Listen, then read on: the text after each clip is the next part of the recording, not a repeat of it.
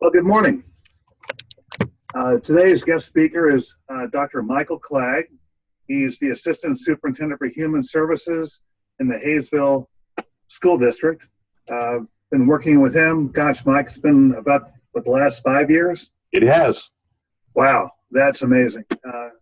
Mike's done an outstanding job with our human resources and personnel. And from time to time, when you have this many employees and this many students, you have issues. But today he's going to be visiting with us about recruitment, selection, and retention of teachers. So without further ado, Dr. Clagg, it's all yours. Thank you, Dr. Burke. I appreciate the opportunity. It's always a pleasure to speak with aspiring administrators. I think this is a calling, and I applaud and support those of you who've chosen to go this direction in your career. As Dr. Burke mentioned, this is a very important topic to discuss. As we'll learn a little bit later in the presentation, I think it's probably the most important part of an administrator's duty to recruit, select, and retain the staff that will be serving our kids. Why should we study recruitment, selection, and retention of teachers? Well, I want to start with probably the most important reason. It's a quote from someone you may know. Dr. Burke has said on many occasions, the most important decision you will make as an administrator is who to hire. The second most important decision is who to fire. If you do the first well, the second will take care of itself. There are other reasons as well, however. One is that 15% of teachers leave the profession after just 1 year. This speaks directly to the retention issue. It gets worse, though, as we go on. 33% of teachers leave the profession after 3 years. So after we go through the process of training, inducting, and placing teachers, we lose about a third of our staff within the first 3 years. And research tells us that's because the realization does not meet expectation. One of those reasons is that teachers do not have the support necessary to retain them in the profession. We'll talk about that a little bit later in the presentation as well.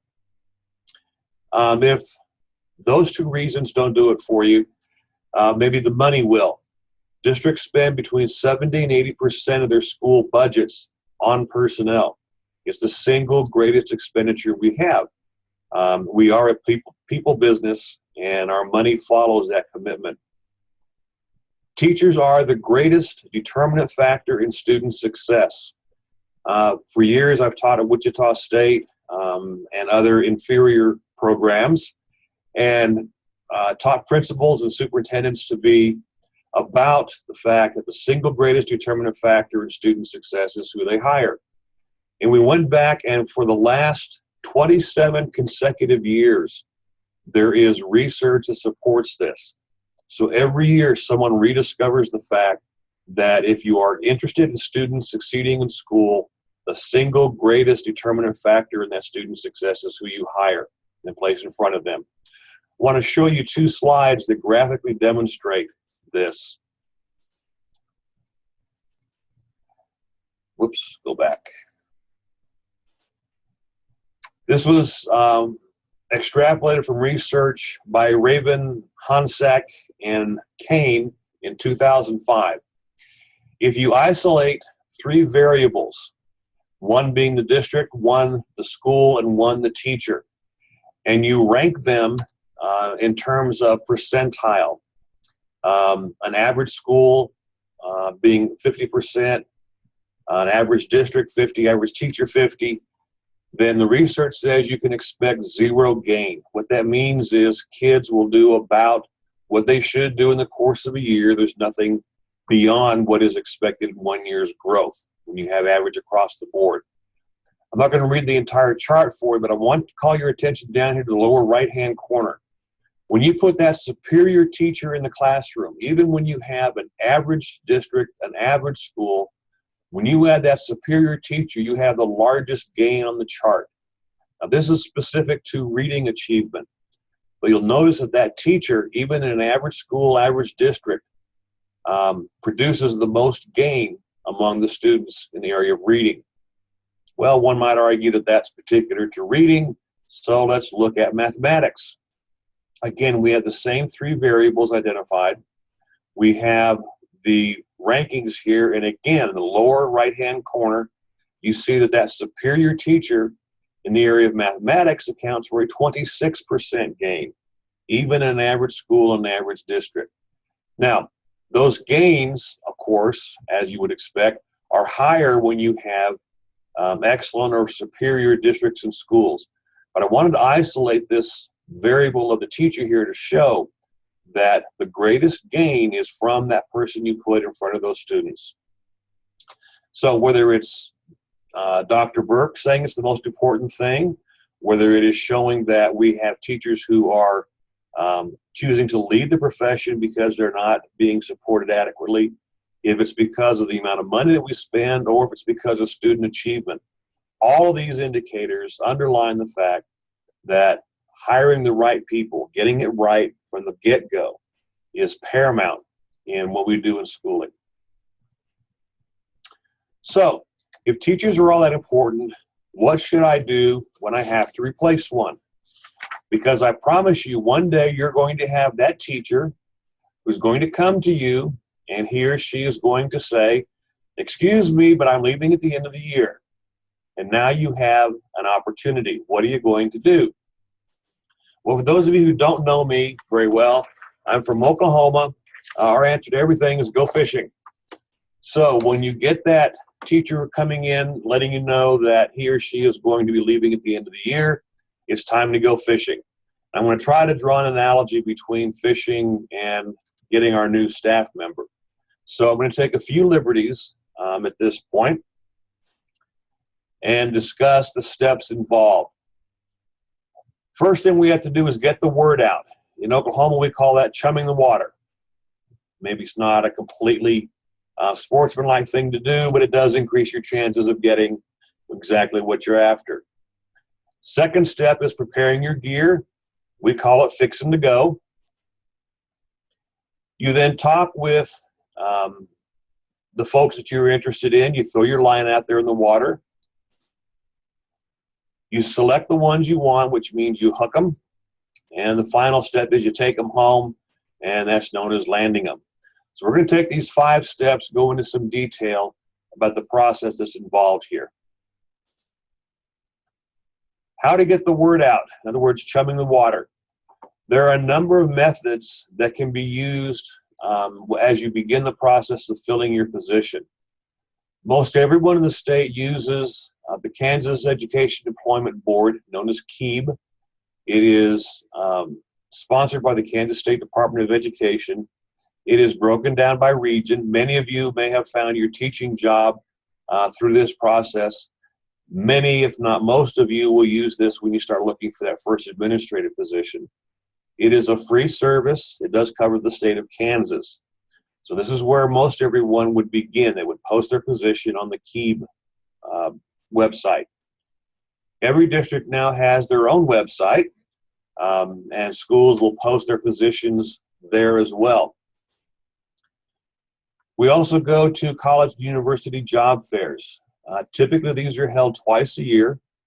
There's one in the fall that is mainly just showing the flag, getting the name of the district out there, meeting the people at the universities, placement offices, meeting some of the students. You may do interviews that early in the year, but the more serious, you're looking to fill specific positions, happen later in the year.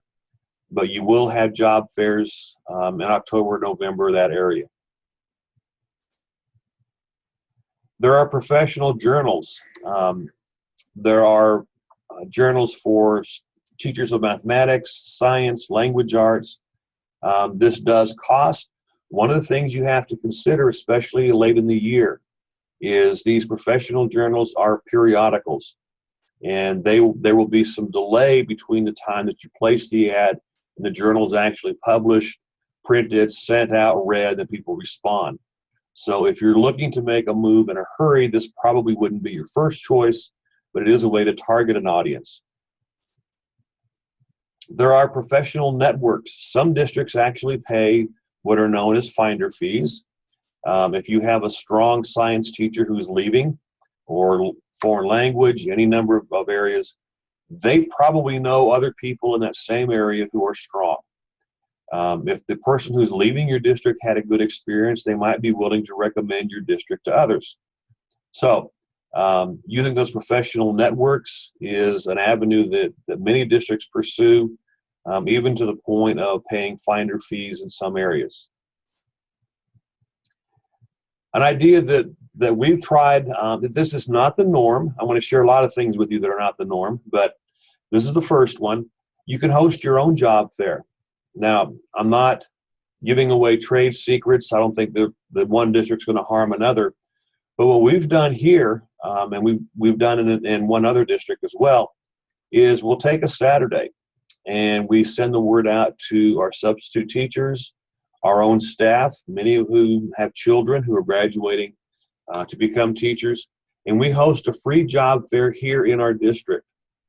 We have many things in our district that we're proud of. One of those aspects that's unique to Hayesville is our learning center. So we host our job fair at a learning center. It gives us a chance to highlight that facility and those people who work there. And we don't charge a fee, but we have all of our principals available. They willingly, or at least seem to willingly, give up a Saturday morning, and they interview directly with anyone who comes to the job fair. There's no fee attached to it, but we have in the ballpark of 50 to 60 teachers who will come to that. There is no way I can see that many candidates when I go to a university job fair. I'm just one person doing interviews. That's typically the way schools do it. But if you host your own and you bring your principals in, you can easily do 50 to 60 teachers. And these are folks who are already predisposed to want to come to your district. So for us, this is a very cost-efficient way to do interviews. It allows us to showcase our district. We try to have a little bit of fun with it. We encourage our principals to wear their building gear with their logos on it. And we have some fun. We try to make it family friendly. So if they need to bring spouses or children with them, we have areas for them as well. So you can consider hosting your own job fair. If you do that, realize that you're not going to be part of the norm, but it does, for us anyway, seem to work pretty well. You also need to give some consideration as to how you will handle in-house candidates. I'm going to give you some opinion here. First and foremost, follow whatever you have in your board policy and your negotiated agreement. Many districts address in-house candidates through those avenues. So let's say that you have a third grade opening. You may have a fourth grade teacher who wants to move to that. If you have criteria or procedures spelled out in your negotiated agreement or board policy, obviously follow that. In many cases, what it will involve is they make a formal application for the position. Some districts require that they be given an interview. Other districts do not. Some administrators view that as a courtesy interview. I personally don't like that term. If you have no intention of hiring the person, interviewing them is kind of an insult, in my opinion. So courtesy interviews, I don't recommend them. I'm going to talk to you about a method to kind of screen out some of those in-house candidates as well. But when you have a position, you do need to consider how you're going to handle in-house candidates.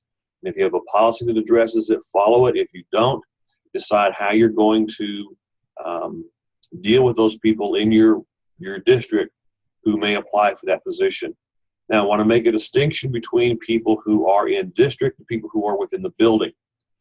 In most board policy handbooks, principals have the authority to make movement within the building so long as the person is certified for the position.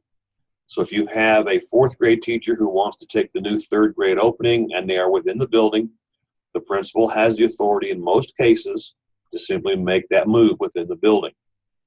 It's when you have movement across buildings that the district office needs to be involved and your policy or negotiated agreement are going to come into play. So these are methods that you can use to get the word out that you have an opening that needs to be filled, and you'll begin to chum the water. You'll draw attention to the position. Now you're going to fixing to go. You're going to prepare your gear. First thing I recommend that you do is visit the job description. If you don't have job descriptions, a good place to start is to contact KASB. They have job descriptions available you can purchase. They have them on a disc. They also have them in hard copy. Simply buying those job descriptions doesn't necessarily mean they fit your need, but they have been screened by legal. They generally are in general terms. They're not real specific, but it gives you a place to start. Even if you have job descriptions in place, our society and our job, our profession is moving so quickly that you need to review the job description when you're posting that job. Things may have changed. For example, technology may be available and is an expectation of that job that didn't exist when the description was first written. There may be new regulations in place. There may be new structures in place. So always, always, always view the job description when you post a position. We like to attach the job description to the application. So when the candidate comes onto our website and they make application for the job, they have an updated job description available to them at that time to review. So job description is imperative. As you get down the line in personnel, you're going to have situations where the job description is going to resolve a matter. So make sure that it's current, make sure it's what you want to have in there. If you have the opportunity to have legal review it, I strongly recommend that as well. The next step is to conduct an exit interview. We do this with every staff member who leaves our district. Not everyone does, but we get a lot of information from that exit interview. Timing is critical with this. If you have a staff member who's just been notified that you intend to non-renew their contract, don't give them the exit interview right then. That may taint the results just a little bit. But you do want to get their input, a number of reasons. One, they may give you insight you didn't have, like this class could be combined with another class to allow for small numbers to be put into a, in other words, if you have a class that doesn't make because you only have 8 students enrolled, maybe your cutoff is 10. You can combine 2 classes of 8 that are closely related. Then you give students back an option they didn't have before. That's something that you might gain from the exit interview. If there are problems with supplies, with technology, with training, those issues need to be addressed and taken care of before you bring the new person in. Again, you want to give that new person every opportunity to be successful when they come on to the campus. So get the opinions of the person who is leaving the position. They probably know that as well as anybody, and you need that information. But again, pick your time. Be a little judicious in when you give the interview. By the way, ours is a written, it's an anonymous interview. We do it through our email. Some districts who do exit interviews do them face-to-face. I think that can tend to skew the results a little bit as well. All of our exit interview data is compiled. We don't know from whom it comes, but we do get the information that we share with our executive team. I think it's a very healthy practice to do that. Third step is to decide who you want to participate in the interview. There is a growing trend. More and more districts now are using panel interviews. For years and years, the practice was the superintendent was the only person who did interviews. And while that may have worked for quite a while, one of the problems that we have with that is you tend to have one type of candidate make it through all the time. I have a particular prejudice for highly energized, eager, wanting to grow type teachers. And while that's not a bad thing, there is some benefit to diversity. So if I have a panel, maybe current teachers at that grade level or in that department, if I have other administrators, there have been times when we hire an administrator, for example, at the secondary level, you might even consider having students involved. But a panel interview is kind of the trend, and where more districts are going, as opposed to the one-person interview. Heavy caution here. If you're going to have a panel, particularly if that panel is comprised of folks who don't do a lot of interviews, you need to train them. There are three important parts of the training that need to be covered. Number one is confidentiality. These personnel records are confidential, and it needs to be understood from the get-go that they're going to receive information they cannot share with colleagues, with their spouses, with their barber. All that information needs to be kept confidential. It's a bad joke, but one of the jokes I share is the HR joke. Knock, knock.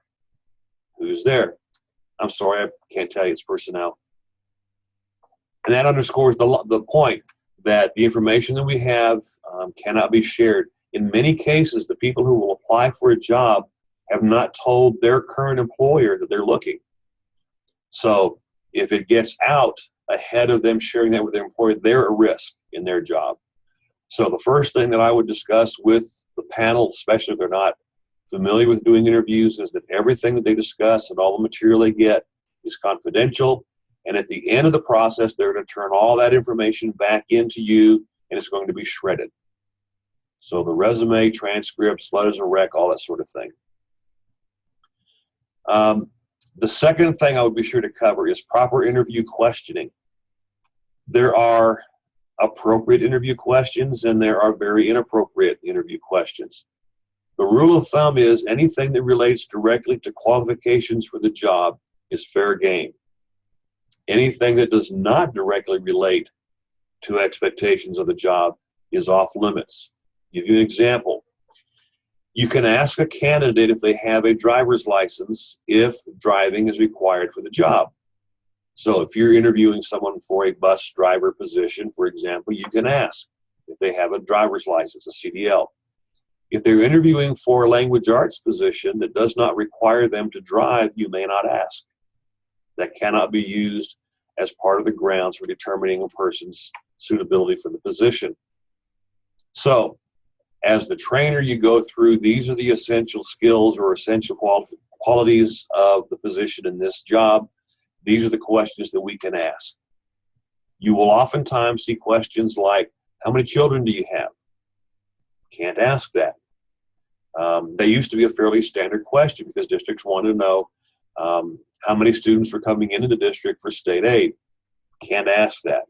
You cannot ask them if they go to church. You cannot ask them if they're married. Unless it is directly tied to performance of the job as described in the job description, don't ask the question. Second thing on proper interview questions is the question should always be open-ended. You do not want to ask a fill-in-the-blank type question. That doesn't elicit much information. You want to ask essay type questions. Things like, give me an example of when you have worked through a personality conflict in order to help kids. That would be an essay type question. Are you certified for this position? That's a closed question.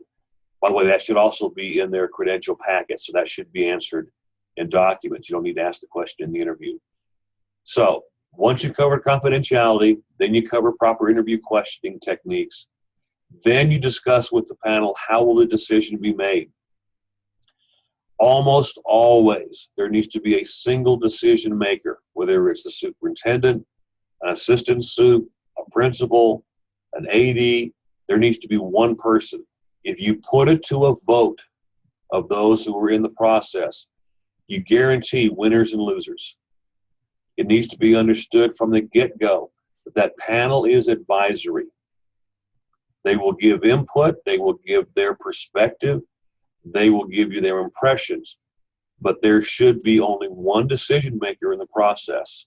Decide up front who that's going to be and make sure the panel understands that their role is advisory. It is not decision making. Dr. Burke, at any point, if you want to jump in and clarify or take issue with anything I'm saying, feel free. You're doing great. Okay, here's where it's going to get a little bit different. This is not what you're going to hear from most HR folks. You need to develop a criteria for the ideal candidate. Here's the process that I recommend. Once you have the job description in place, once you've done the exit interview, you know what the person who's leaving has to say about the job. Once you have decided whether it's going to be a one-person interview or a panel, and if it's a panel, once you train them, then you sit down and you decide, if the ideal candidate applied, how would we know they were the ideal candidate? What skills, what training, what aptitude, how would you describe the perfect candidate? And then you make a list of criteria. Here's the analogy that we use. If you give an archer a bow and arrow and you tell them to hit the target, you probably need to define what the target looks like. Otherwise, they can hit anything. When we interview and we don't know what we're looking for, it's just going to be a gut reaction, a visceral emotional reaction to people. Then that's what you're going to get. You don't know whether you've got the most qualified person or not. So I strongly recommend that you start making a list of criteria. And the criteria may include things like demonstrated problem-solving ability. They are accustomed to using technology in the learning environment. And you list, you've got certain software programs. In language arts, for example, there are software, very popular software packages that are used by many language arts teachers. Same with foreign language. If they are accustomed to using virtual environments for science labs, for example, these may all be criteria that you would want in the ideal perfect candidate. Are you going to get the perfect candidate? Probably not. But you're not even going to get close if you don't know what you're looking for. So you list the criteria of what you're looking for in the ideal candidate. The second step in that process then is to write questions that elicit that information. Let's say, for example, that you're looking for a person and the ideal candidate would be bilingual. A question you would ask in the interview is, you indicate that you are fluent in Spanish. And they would say yes, or sí. Could you please read, and you give them something to read as part of the interview to test their proficiency in being bilingual. If you want someone who is a risk taker, then one of the questions may be, give us an example of a time you took a chance on improving student achievement that was successful.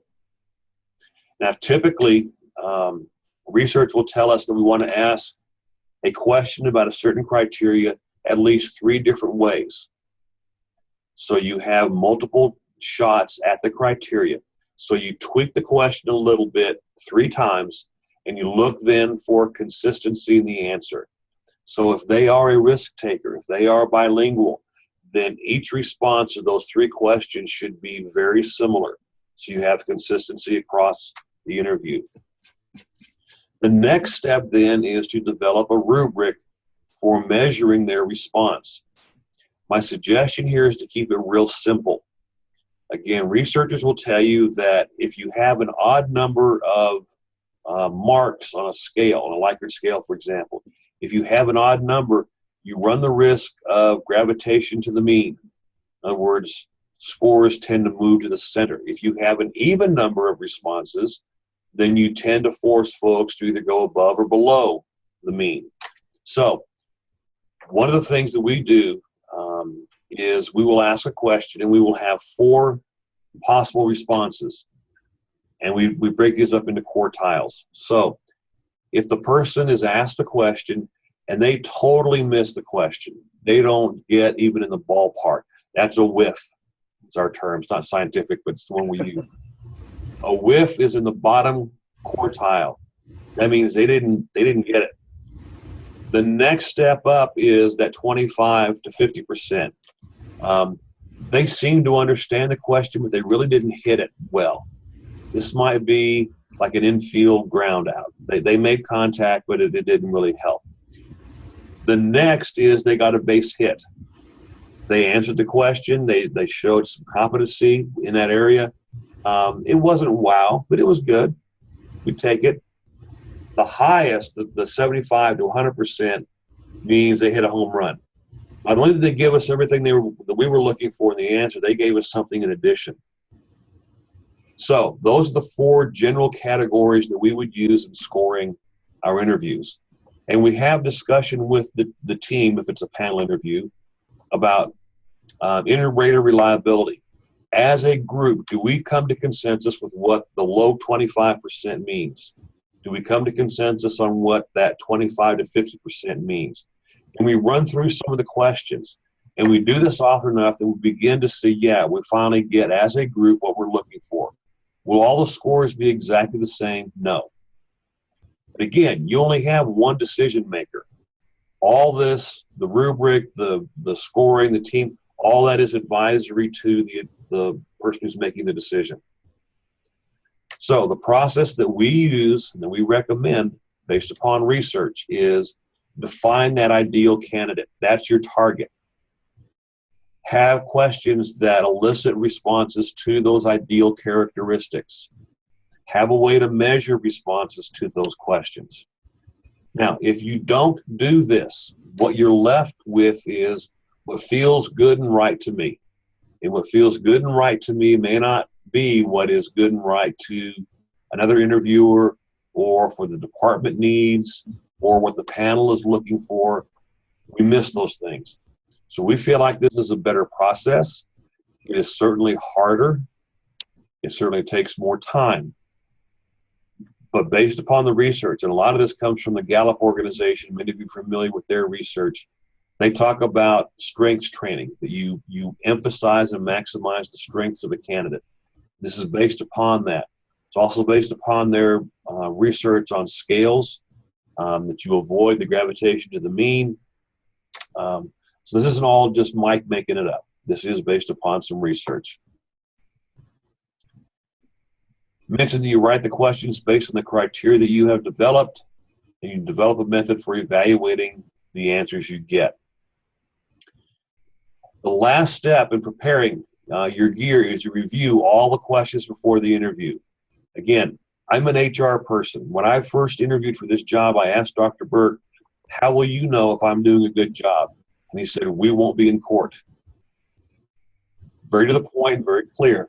So as an HR person, I've got to say, look at the questions before you do the interview. Make sure they're all okay. They're not getting off into areas where they can allege discrimination. You get into things that aren't part of the job description. That all your questions are legit, good questions. The panel knows how they're going to score them, or you know how you're going to score them. Don't leave that to chance. Last step is do background checks, exclamation points. You would be amazed. Well, maybe you would. I hope you would not be amazed, but I am still amazed at how many districts hire folks when they never do a background check. There was a news story that broke this morning about an individual who was a principal, resigned their position, and the town, many in the town didn't know why. Come to find out, this person had pled guilty to some inappropriate contact back in the 80s with students that no one knew about. No one did background checks to find out. It came to light when this individual applied to renew his license. This was an administrator. Folks, you have got to do your diligence in doing background checks. A couple of things here. You are not limited to the references that come with their credential packet. You have to assume that if they went to a colleague, a supervisor, someone, and asked them to write a reference, chances are they had a good idea they were going to get a good reference. And that's okay, that's fine. But you're not limited just to the people they turn into you. If you know folks in the field, if you know other administrators, colleagues, you're certainly within your rights to check with them and find out what you can find out. Of course, now Kansas requires criminal background checks at the point of initial licenses and after. So we're getting a little better about this, but I've been amazed at how many folks are hired and no one bothers to do a background check, and that comes back to bite you.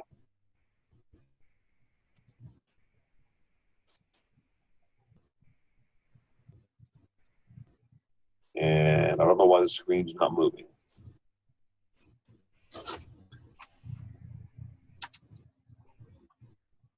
Maybe pull it back out of, oh, there you go. Here we go. Okay. Now, actually conducting the interview, there are some logistics involved in this process. You need to set the time and the dates and make the appointments. The more people, obviously, you involve in the process, the more potential conflicts you're going to have. So have multiple dates and times ready. If possible, you're looking for a position within a building, a school building, you want to have it in that building.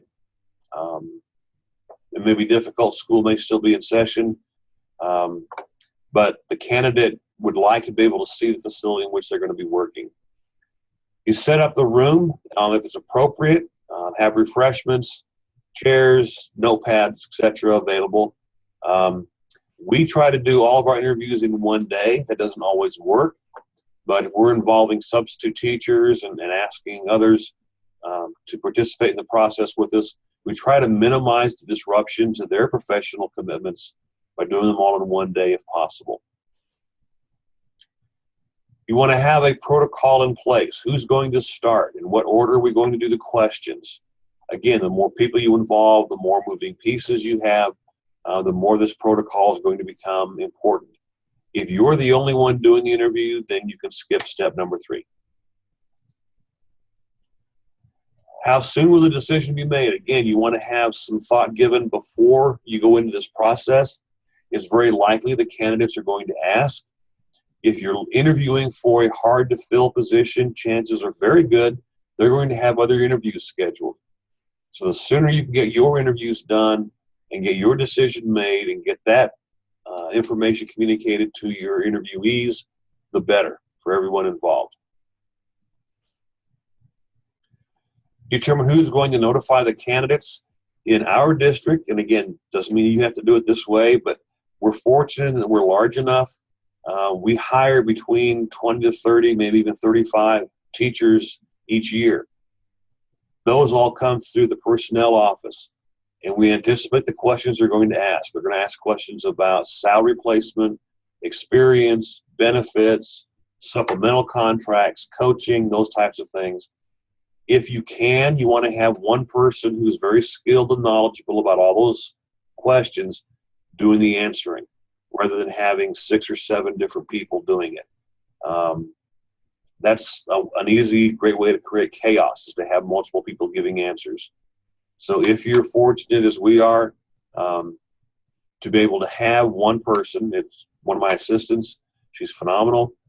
She actually makes the offer and has at her fingertips all the typical questions that are going to be asked. So determine ahead of time who's going to notify the candidates.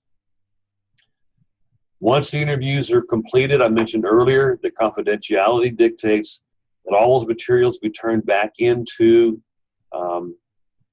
either the personnel director, the principal, who's ever in charge of the interviews, and all those confidential materials are then shredded, not left floating around for others to get a hold of. Meet with the panelists if you use them.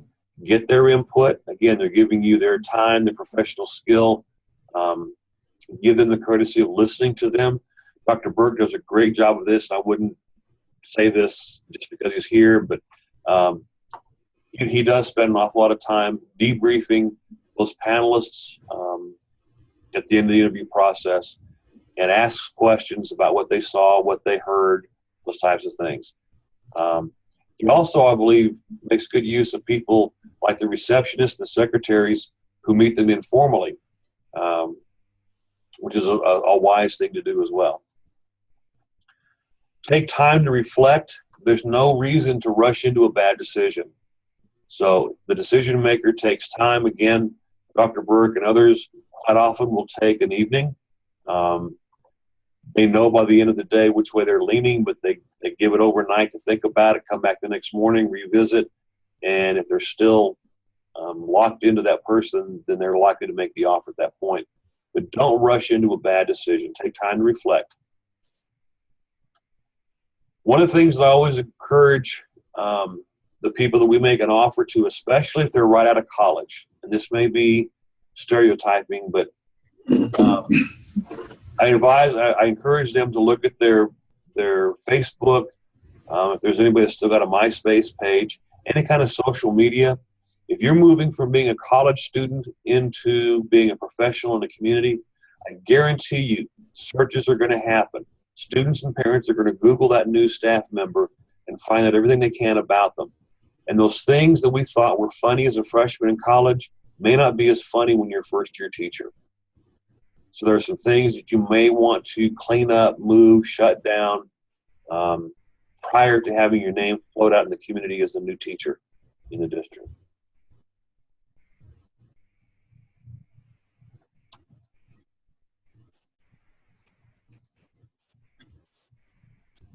That's interesting. Oh, Okay. Once you've done all of your interviews, you're now ready to select your candidate, the person that you're going to try to hook. You've debriefed the panelists, found out what their opinions are. You've used the rubric to develop your raw scores, analyzed all the data that's been available to you. That includes references. We talk about a TI here. Many districts use an instrument called the Teacher Insight. There are other instruments out there that do basically the same thing. What this is kind of a, as the name implies, insight into the teacher's skills, abilities, and aptitudes. This one, the Teacher Insight, happens to be produced by the Gallup organization out of Omaha, Nebraska. They have millions and millions of interviews in their database that have normed the scores that come from this Teacher Insight. It is a one-and-done instrument. A candidate may take the insight when they apply with another district. That score remains the same. They don't have to take it again each time they apply with a district that uses the TI. They do one and done. That score actually goes to Chicago, sits on a server there. If you're a subscribing district such as we are, we then pull that score up and it gets attached to the application. The scores are then normed by the type position. A higher score is anticipated and expected for elementary positions, where the teachers are expected to be very affectively motivated. Scores are not expected quite as high in secondary, where the teacher may be in love with the content area and not so affectively motivated with students. But you have a raw score that is one of the data points. It's like going to the doctor. The doctor has you get on the scale, and they're weighed, and they take a temperature, and they take blood tests and BP and all those things. Those are all data points. You look at the transcripts, the answers to the questions, the background checks, and then I do acknowledge that there is a gut check that's involved. So, what are your impressions of this person? Then you make the determination of who you want to hire. There may be occasions when you get into a really good pool of candidates, and you would be happy to have candidate number 1, number 2, and number 3. That's a good fishing hole. If you hit that many big fish out of a pool of candidates that 1, 2, and 3 are all great, and you'd be happy with any of them, congratulations. But you may decide, I could live with numbers 1 and 2, and the rest of the pool I can't live with. That's okay. You're allowed to do that. You decide who your first top candidate is. Notify the district personnel office if you have one. They'll take care of the making the offer and answering the questions. If not, if you're in a smaller district or you choose to do it yourself, you're going to make the contact.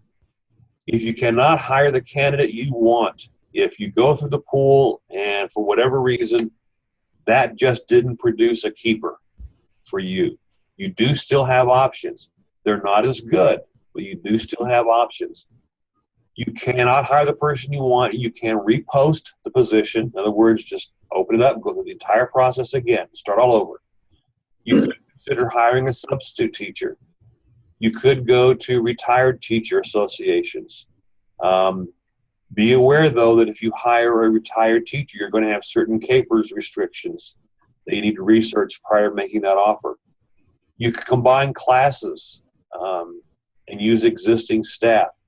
You may want to check licenses of existing staff and see if you have someone in district who could move to the vacancy, and you fill the vacancy that move creates. It might be an easier position to fill. Those are all options you can consider if you don't get the person you want out of that pool. Once your candidate accepts the offer, thank all the other finalists.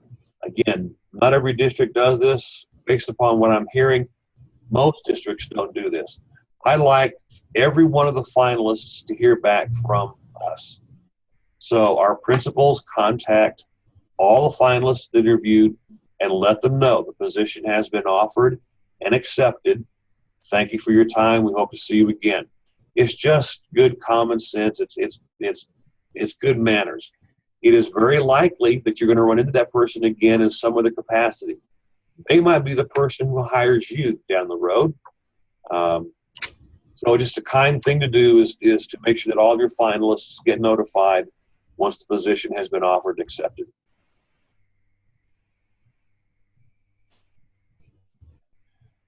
Okay, on the induction and retention, this is where the whole fishing analogy begins to break down a little bit. I couldn't make this fit. But at the very beginning, we talked about the fact that we lose a lot of teachers in the very first year, and then we lose up to a third within the first 3 years. That induction, that bringing the person into your organization, actually begins the moment you make the offer. Once you tell them that you're offering them the job and they've accepted, induction has begun. Welcome them and ask how you can assist them, particularly if you are the building principal. You're going to be their immediate supervisor. They need to know from you what is expected and what you're going to do to help them achieve that.